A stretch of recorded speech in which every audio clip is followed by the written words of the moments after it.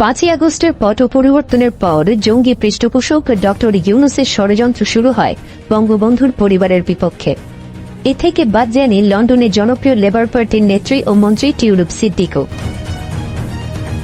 তারই ধারাবাহিকতায় গত 5 মাসে বাংলাদেশের ইউনূস মিডিয়া একের পর এক গুজব ভিত্তিক সংবাদ প্রচার করে যাচ্ছিল, কিন্তু এতে করে যখন কাজ হচ্ছিল না তখন বিশাল অঙ্কের টাকা খরচ করে দেশের বাহিরের কিছু গণমাধ্যমকে দিয়ে ধারাবাহিক সংবাদ প্রচার করানো হয় টিউলিপ সিদ্দিকের বিরুদ্ধে।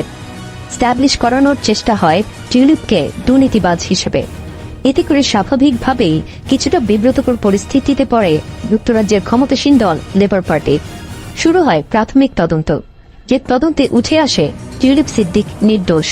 কিন্তু পূর্ণাঙ্গ তদন্ত যেহেতু শেষ হয়নি এবং টিউলিপ যেহেতু রানিং মন্ত্রী, তাই এই তদন্তকে প্রশ্নবিদ্ধ থেকে মুক্ত রাখার জন্য টিউলিপ স্বইচ্ছায় পদত্যাগ করেন।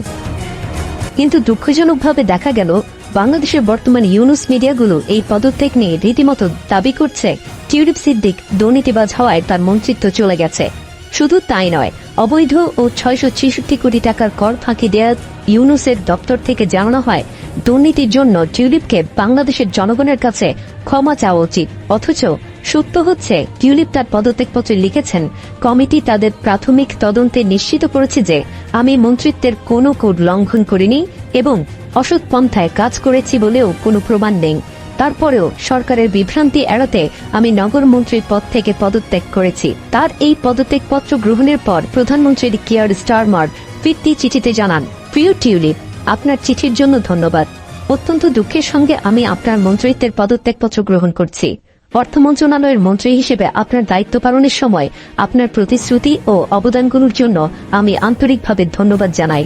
বিশেষভাবে ব্যাংকিং হাব চালু করা এবং আমাদের 100তম সাইট উদ্বোধনের প্রচেষ্টায় নেতৃত্ব দেয়া, আর্থিক অন্তর্ভুক্তি নিয়ে আমাদের চিন্তাভাবনায় অগ্রণী ভূমিকা পালন করা এবং চ্যান্সেলরের প্রথম ম্যানশন হাউস বক্তৃতার সফলতায় অবদান রাখার জন্য আপনাকে ধন্যবাদ।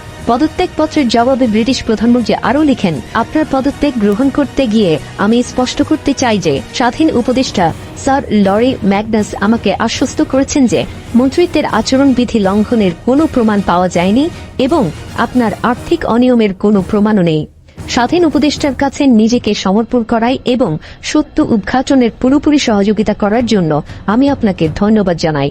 ব্রিটিশ প্রধানমন্ত্রী আরও লিখেন, ব্রিটেনকে পরিবর্তনের লক্ষ্য নিয়ে আমাদের এজেন্ডা বাস্তবায়নের চলমান বিভ্রান্তি দূর করার জন্য আপনি একটি কঠিন সিদ্ধান্ত নিয়েছেন, সেটি আমি উপলব্ধি করি এবং আপনার জন্য ভবিষ্যতে দরজা সব সময় খোলা রয়েছে তাই স্পষ্ট করতে চাই। এখানে স্পষ্ট বোঝা যাচ্ছে টিউলিপ ব্রিটেনের প্রাথমিক তদন্তে নির্দোষ প্রমাণিত হয়েছে, যা প্রধানমন্ত্রী কিয়ার স্টারমার নিজে স্বীকার করেছেন।